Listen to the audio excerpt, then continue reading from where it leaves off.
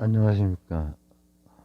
극기 훈련이라고 하는 거, 해보셨습니까? 저는 초등학교 때, 어, 사립초등학교를 다니면서 장단점이 다 있었는데, 장점이라고 하면은 다양한 체험이었던 것 같아요. 그 중에서 극기 훈련이 생각이 나는데,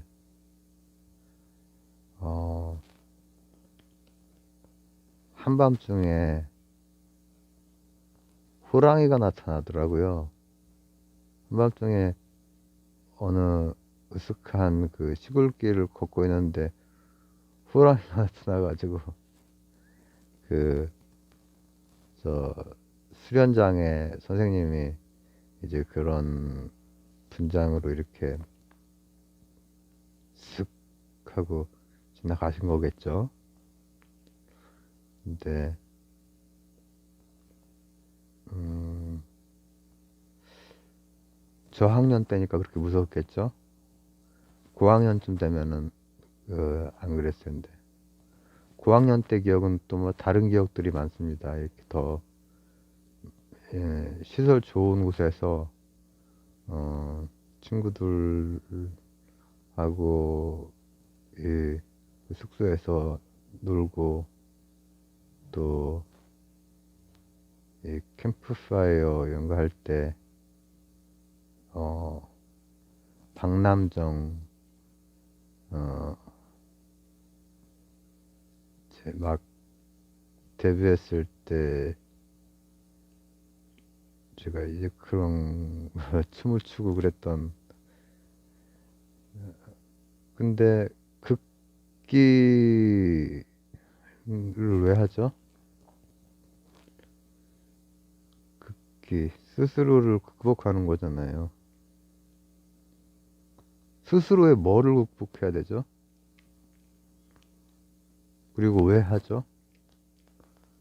오늘 한번 생각해 보고 싶은 것은 이런 겁니다.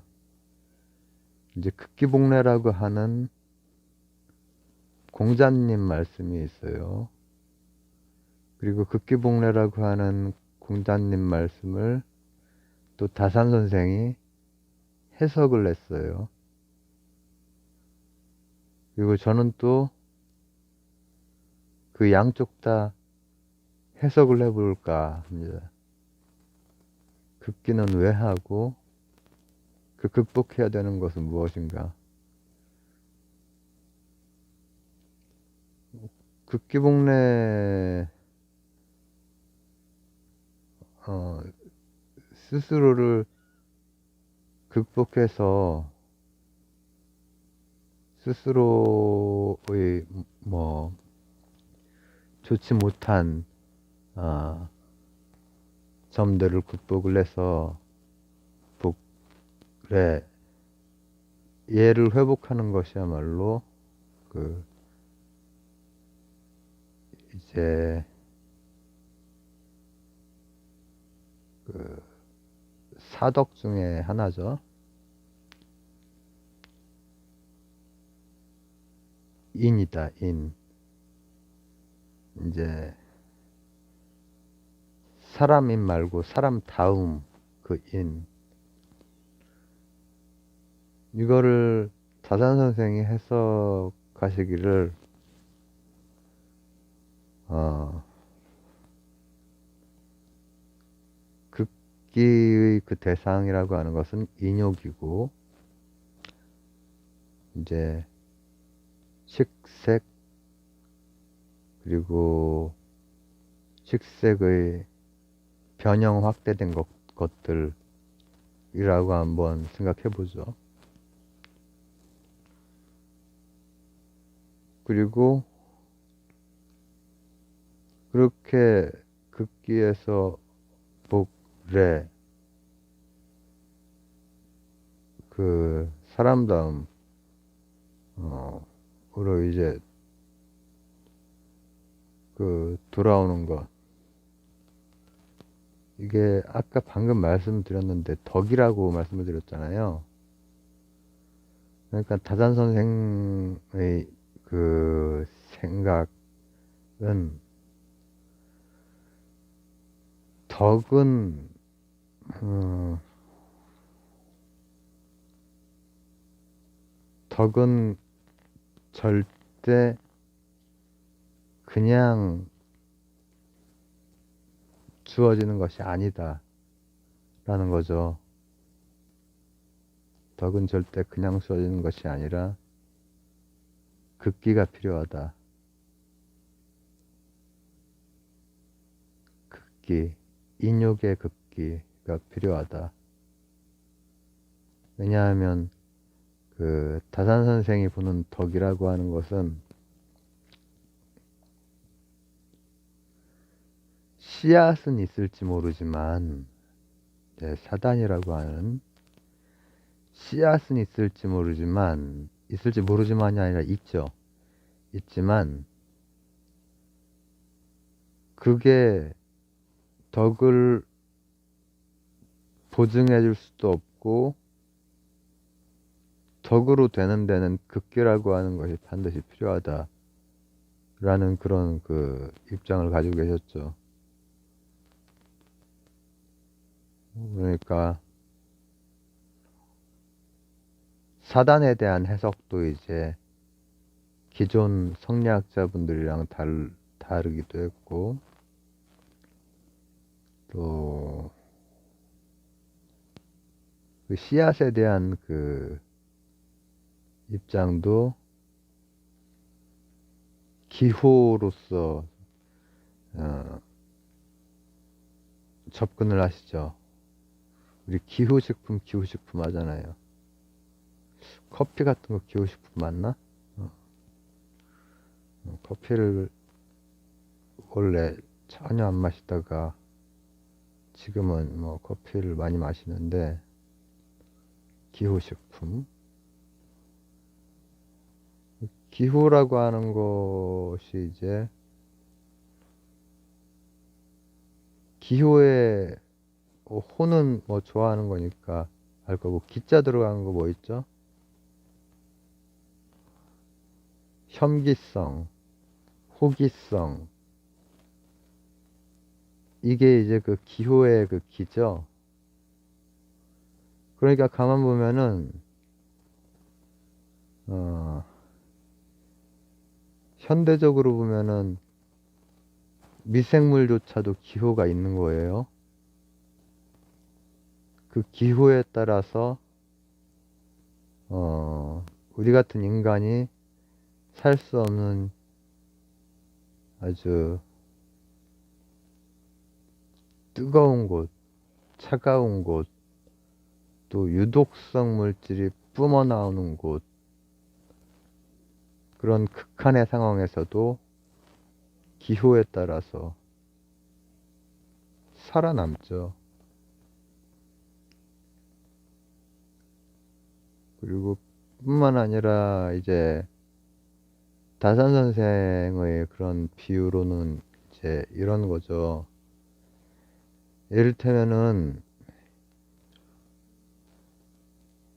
그 기호가 다 달라서 농작물 같은 경우에는 우리 기후에는 너무나 맞지 않는 퇴비를 좋아하죠. 그래서 무럭무럭 자라나죠. 그런데 인간에게는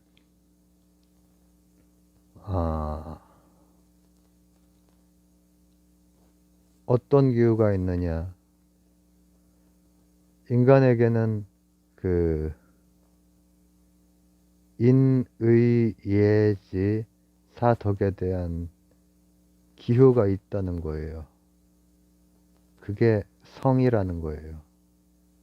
타고난. 그래서 그 기호에 맞게 극기를 하면 위에서의 극기는 자기 자신을 말하는 거죠. 기호에서의 기자가 아니라. 그렇게 했을 때만 이를테면 농작물의 생장도 그냥 단번에 되는 게 아니듯이 인간의 그 덕도 단번에 되는 게 아니고 반드시 기호는 있지만 극기를 통해서 얻을 수 있는 것이다. 덕이라고 하는 것은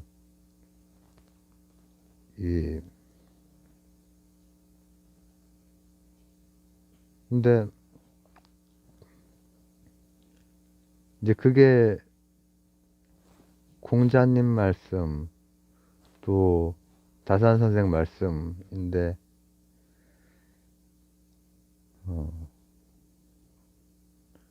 21세기에 이렇게 생각을 해 봤을 때에도 상당히 시사점이 있는 것 같아요. 왜냐하면 사람이 어떤 쳇바퀴에서 벗어나 있으면 사람의 기호는 가능한 한 대다수의 사람들 엇비슷할 것 같고 가능한 한 스스로의 행복을 추구함에 있어서 남에게 피해 안 주고 싶어 하고 그게 대부분이잖아요. 그러니까 기호라는 것이 저 이제 그렇게 한번 해석을 해보는 거죠. 근데 극기 여기에는 이제 좀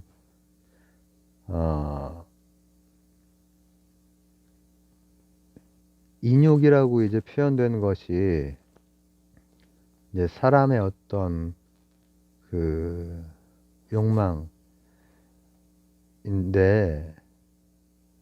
식색뿐 아니라 식색에서 확대 재생산되는 우리가 고차적인 욕망으로 분류하기도 하지만 또 다른 시각에서 보면은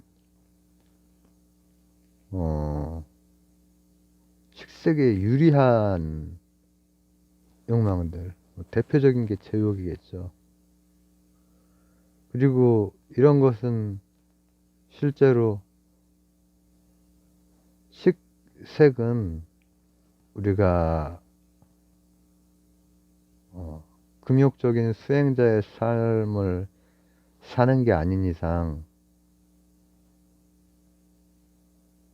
대부분은 그 식색 자체가 악하다라고 할 수는 없잖아요. 이 사회 관계망 내에서 그 추구하는 방식에 따라서 피해를 주고 이런 경우에 문제가 되는 것이지. 그러나 이제 거기에서 왜곡, 변형, 확대되는 것들. 그러니까 인욕 자체는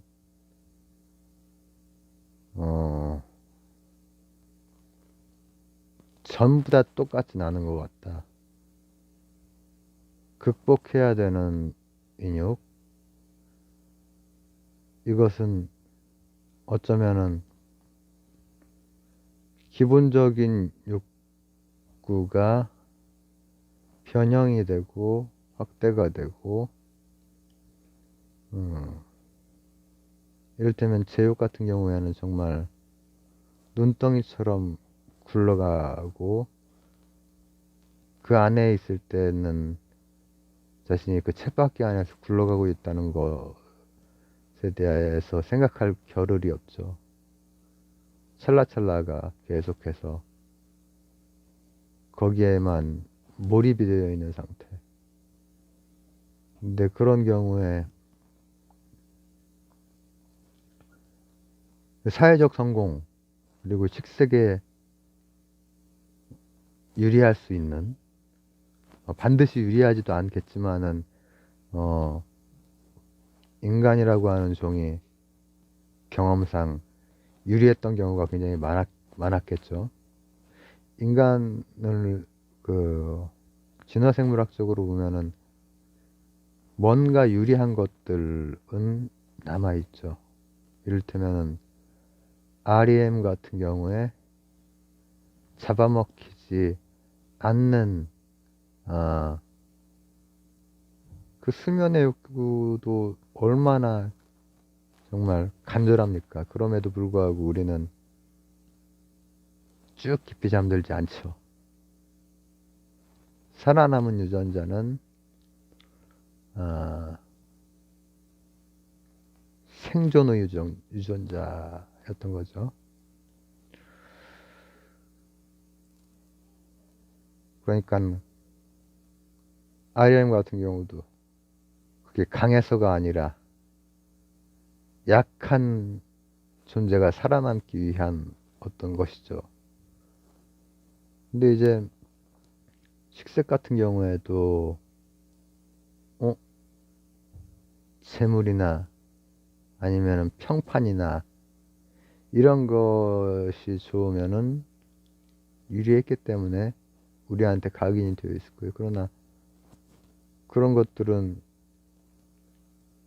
지금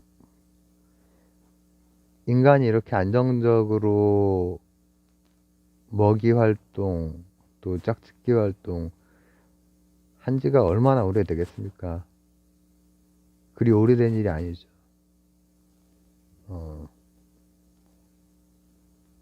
그러니까 뭐 문명, 문화 이런 것이 발생했을 때부터가 아니고 뭐 조금 기준을 강하게 잡자면은 몇십 년 전까지만 해도 저는 그 얘기만 들었지만 보릿고개는 엄마 아빠 세대에 다 있었던 거잖아요. 그러니까 얼마 안 된 일이죠. 그러나 이제 그런 것들이 우리가 차분히 생각할 수 있는 덕이라고 표현을 하거나 아니면은 자기와 또 세상에 대해서 차분히 생각할 수 있는 기회를 앗아가는 그런 굴레, 그런 쳇바퀴가 될 수가 있죠. 다만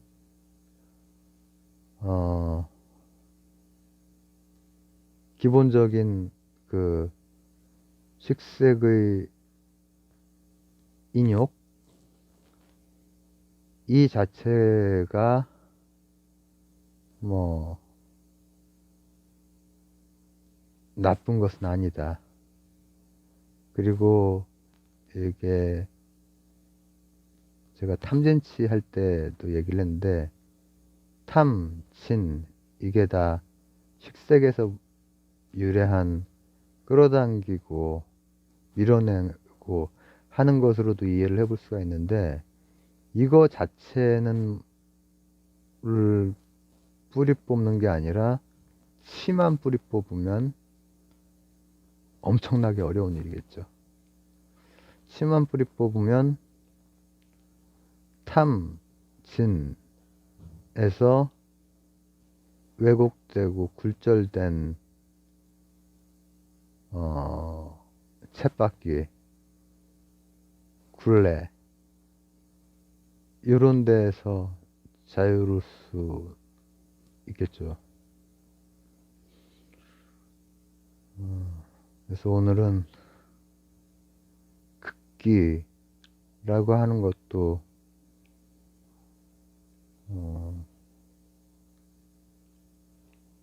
뭐라고 하면 좋을까? 전체 사태를 참 그 제대로 조망하고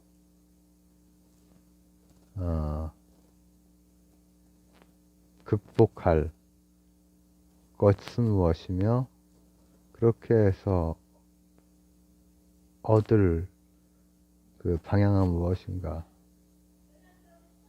이런 것에 대해서 다시금 문득 생각이 들어서 이렇게 남겨봅니다.